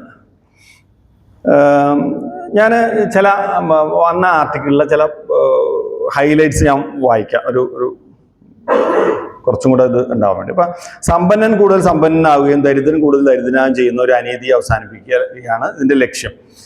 ഇപ്പോൾ നാം ജീവിക്കുന്നത് തികച്ചും വ്യത്യസ്തമായ ഒരു സാമ്പത്തിക ലോകത്താണ്. ഇന്ന് ബാങ്കുകൾ വെറും പണം കടം കൊടുക്കുന്ന സ്ഥാപനങ്ങൾ മാത്രമല്ല, അവ രാജ്യത്തിന്റെ സാമ്പത്തിക രക്തചംക്രമണ സംവിധാനമാണ്. വ്യവസായങ്ങൾക്ക് മൂലധനം ലഭ്യമാക്കുന്നതും ഇറക്കുമതിക്കും കയറ്റുമതിക്കും ബാങ്ക് ഗ്യാരണ്ടികൾ നൽകുന്നതും കൃഷിക്കും ചെറുകിട സംരംഭങ്ങളും ധനസഹായം ഒരുക്കുന്നതും വീടുകൾക്കും വാഹനങ്ങൾക്കും വിദ്യാഭ്യാസത്തിനും ദീർഘകാല ധനസഹായം നൽകുന്നതും ബാങ്കിങ് സംവിധാനമാണ്. ചിലർ പറയുന്ന പോലെ എല്ലാ ധനസഹായവും ലാഭനഷ്ട പങ്കാളിത്തത്തിന്റെ അടിസ്ഥാനത്തിൽ മാത്രമായിരിക്കണം എന്ന വാദവും പ്രായോഗികമായി നിരവധി ചോദ്യങ്ങൾ ഉയർത്തുന്നു. ലാഭസാധ്യത കൂടുതലുള്ള മേഖലകളിലേക്കാണ് സ്വാഭാവികമായി നിക്ഷേപം ഒഴുകുക. എന്നാൽ സമൂഹത്തിന് അനിവാര്യമായെങ്കിലും കുറഞ്ഞ ലാഭമുള്ള മേഖലകൾ എന്ത് ചെയ്യും? കുടിവെള്ള പദ്ധതികൾ, പൊതുഗതാഗതം, വിദ്യാഭ്യാസം, ആശുപത്രികൾ, ചെറുകിട കർഷകർ, ഗ്രാമീണ വ്യവസായങ്ങൾ, മത്സ്യബന്ധന മേഖല, അടിസ്ഥാന സൗകര്യ വികസനം എന്നിവയിൽ പലതിനും സ്വകാര്യ നിക്ഷേപകർ പങ്കാളികളാകാൻ താല്പര്യം ഉണ്ടാകണമെന്നില്ല. എന്നാൽ ഇത്തരം മേഖലകൾക്ക് വായ്പ ലഭിക്കേണ്ടത് സമൂഹത്തിന്റെ ആവശ്യമാണ്. സ്ഥിരമായ പലിശ നിരക്കിൽ വായ്പ ലഭ്യമാകുന്നത് പലപ്പോഴും വികസനത്തിന്റെ പ്രധാന ഉപാധിയാണ്. ഒരു സാമ്പത്തിക വ്യവസ്ഥയുടെ ലക്ഷ്യം ഉൽപാദനവും തൊഴിലും സമ്പത്തിന്റെ സൃഷ്ടിയുമാണ്. ഖുർആൻ അധ്വാനത്തെയും വ്യാപാരത്തെയും ഉൽപാദനത്തെയും പ്രോത്സാഹിപ്പിക്കുന്നു. അതിനാൽ ഉൽപാദനം സാധ്യമാക്കുന്ന ധനകാര്യ സംവിധാനങ്ങളെ വിലയിരുത്തുമ്പോൾ അവയുടെ സാമൂഹ്യ ഫലവും സാമ്പത്തിക പ്രാധാന്യവും പരിഗണിക്കേണ്ടതുണ്ട്. ചർച്ച ചെയ്യേണ്ടത് പലിശ എന്ന വാക്കിനെ കുറിച്ചല്ല, മറിച്ച് ചൂഷണം എന്ന യാഥാർത്ഥ്യത്തെക്കുറിച്ചാണ്. ഖുർആൻ നിരോധിച്ചത് മനുഷ്യനെ സാമ്പത്തിക അടിമത്തത്തിലേക്ക് തള്ളുന്ന വ്യവസ്ഥയാണ്. ഇന്ന് ബാങ്ക് റേറ്റ് എന്നത് വലിയ തുകയല്ല, നാമമാത്രമാണ്. ഇന്ത്യയെ എടുക്കുക, 7% ഇവിടെ ശരാശരി പണപ്പെരുപ്പം അനുഭവപ്പെടുന്നു. എന്ന് പറഞ്ഞാൽ ഈ വർഷം നിങ്ങളുടെ കയ്യിലുള്ള 100 രൂപയ്ക്ക് അടുത്ത വർഷം അതേ മൂല്യം ലഭിക്കണമെങ്കിൽ 107 രൂപ വേണം എന്നർത്ഥം. ഇനി നോക്കുക, നിങ്ങൾ 100 രൂപ ബാങ്കിൽ നിന്ന് കടമെടുത്തു, 10% പലിശ നിരക്കെന്ന് കരുതുക. എന്ന് പറഞ്ഞാൽ യഥാർത്ഥത്തിൽ നിങ്ങൾ ഒരു വർഷത്തിന് 100 രൂപക്ക് 110 രൂപ അധികം നൽകുന്നില്ല. ഒരു വർഷം കഴിയുമ്പോൾ രൂപയുടെ മൂല്യം കുറഞ്ഞ് നിങ്ങൾ കടം വാങ്ങിയ 100 രൂപയുടെ മൂല്യം 107 രൂപയ്ക്കാണ് ഉണ്ടാവുക. വെറും 3 രൂപ മാത്രമാണ് നിങ്ങൾ അധികമായി നൽകുന്നത്. അതായത് ബാങ്ക് പലിശ എന്നുള്ളത് കൊള്ളത്തുകയല്ല, ചൂഷണമല്ല, നാമം മാത്രമാണ് എന്നർത്ഥം. ഇനി ഇസ്ലാമിക് ബാങ്ക് എന്ന് നമ്മൾ പറയുന്ന അതില്ല. അപ്പൊ ഇസ്ലാമിക് ബാങ്ക് ഇതൊരു ഇതാണ്. ഇപ്പൊ ബാങ്കിങ്ങിന് ഒരുപാട് സിസ്റ്റം ഉണ്ടാവട്ടെ. അപ്പൊ ഇൻട്രസ്റ്റ് അധിഷ്ഠിത ബാങ്കുകളും അതേപോലെ ലാഭനഷ്ട ഇതൊക്കെ സാധ്യതയാണ്, ലോകത്ത് സാധ്യതയാണ്. ഇനിയും വരാം. അതായത് മനുഷ്യൻ ഇവോൾവ് ചെയ്തുകൊണ്ടിരിക്കുകയാണല്ലോ. അപ്പൊ ഇനിയും പുതിയ മോഡലുകൾ വരാം. അതൊക്കെ നമ്മൾ പ്രതീക്ഷിക്കേണ്ടതാണ്. അപ്പം ഈ ഇസ്ലാമിക് ബാങ്ക് എന്നുള്ള ഒരു പദപ്രയോഗം സത്യത്തിലൊരു പക്വതയില്ലായ്മ ഉണ്ട് എന്നാണ് മനസ്സിലാക്കുന്നത്. പ്രത്യേകിച്ച് ഇന്ത്യ പോലുള്ള ഒരു ബഹുസ്വര രാജ്യത്ത് ഇസ്ലാമിക് ബാങ്ക് എന്ന ആൾട്ടർനേറ്റീവ് ഫിനാൻസ് എന്നാണ് ഫ്രൈഡേ ക്ലബ്ബ് പോലും അതിന്റെ പോസ്റ്ററിൽ അടിച്ചത്. പക്ഷെ ഞാൻ നോക്കുമ്പോൾ സ്ലൈഡുകളിൽ എപ്പോഴും ഇസ്ലാമിക് ബാങ്കിങ് എന്ന് പറഞ്ഞിട്ടാണ് നമ്മൾ കണ്ട സ്ലൈഡിലൊക്കെ പറയുന്നത്. അപ്പൊ ഇതിലൊരു പ്രശ്നമുണ്ട്. ഇപ്പൊ തമിഴ്നാട്ടിലെ ജമാഅത്ത് ഇസ്ലാമിയുടെ ഹൽക്കാമീർ ആയിരുന്ന എച്ച് അബ്ദുൾ റക്കീബ് സാഹിബ് ഒക്കെ ഇതുമായി ബന്ധപ്പെട്ട് ഒരുപാട് ദൗത്യം നിർവഹിച്ച ഒരാളാണ്. അപ്പോൾ അവരൊക്കെ എന്താ പ്രശ്നം എന്ന് വെച്ചാൽ ഈ അറബി പദത്തിൽ നിന്ന് വിടുക, ഇസ്ലാമിക് എന്ന് ചേർക്കുന്ന ഇതിൽ നിന്ന് വിടുന്ന ഒരു പദം. അപ്പൊ നമ്മുടെ മരിച്ചുപോയ ജിദ്ദ അസീസിക്കാനെ നിങ്ങൾക്ക് ഓർമ്മയുണ്ട്. അദ്ദേഹം ഈ രംഗത്ത് ഒരുപാട് കാൽവെപ്പുകൾ നടത്തിയ ആളാണ്. പക്ഷെ അദ്ദേഹം ഈ പറയുന്ന ഈ ടെർമിനോളജിയെ അതിശക്തമായി എതിർത്തിരുന്നു. അദ്ദേഹം ഇങ്ങനെ തമാശ രൂപേണ ചോദിച്ചു, അപ്പൊ ഇസ്ലാമിക് എല്ലാത്തിനും ഇസ്ലാമിക് എന്ന് പേര് വെക്കുമ്പോഴാണ് ചില ആളുകൾക്ക് ഒരു സമാധാനം കിട്ടുള്ളൂ. Islamic restaurant, Islamic cricket, Islamic football, അങ്ങനെ ഒന്നുമില്ലല്ലോ. ഇതൊക്കെ പൊതു സ്വഭാവമുള്ള സംഗതിയാണ്.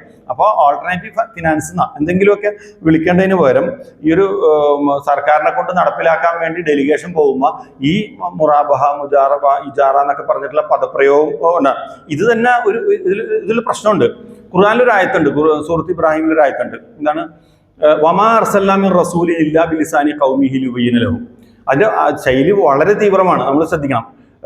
ഞാൻ സത്യത്തിൽ ആശയം ഇതാണ്, ഞാനൊരു പ്രവാചകനെ അയച്ചിട്ടില്ല, ഞാൻ പ്രവാചകന്മാരെയൊക്കെ സമൂഹത്തിന്റെ ഭാഷയിൽ സംസാരിക്കുന്നവരായിട്ടാണ് അയച്ചിട്ടുള്ളതെന്നാണ് അതിന്റെ ആശയം. പക്ഷേ പ്രയോഗം അങ്ങനെയല്ല. വമാ അർസൽനാ മിർ റസൂലിൻ, ഞാൻ ഒരു പ്രവാചകനെയും അയച്ചിട്ടില്ല, ഇല്ലാ ബിലിസാനി ഖൗമിഹി, സമൂഹത്തിന്റെ ഭാഷയിൽ സംസാരിക്കുന്നവരായിട്ടല്ലാതെ. ഈ യുബയ്യിനലഹും, അവർക്ക് കാര്യങ്ങൾ വിശദീകരിച്ചു കൊടുക്കുക എന്ന് പറഞ്ഞാൽ സമൂഹത്തിന്റെ ഭാഷയിൽ സംസാരിക്കാതിരിക്കുക എന്നുള്ളത് ക്രൈമായിട്ട് വേണമെങ്കിൽ മനസ്സിലാക്കാവുന്ന ഒരു ശൈലിയിലാണ് ഖുർആന്റെ പ്രയോഗം എന്നുള്ളതും കൂടെ നമ്മൾ മനസ്സിലാക്കേണ്ടതാണ്.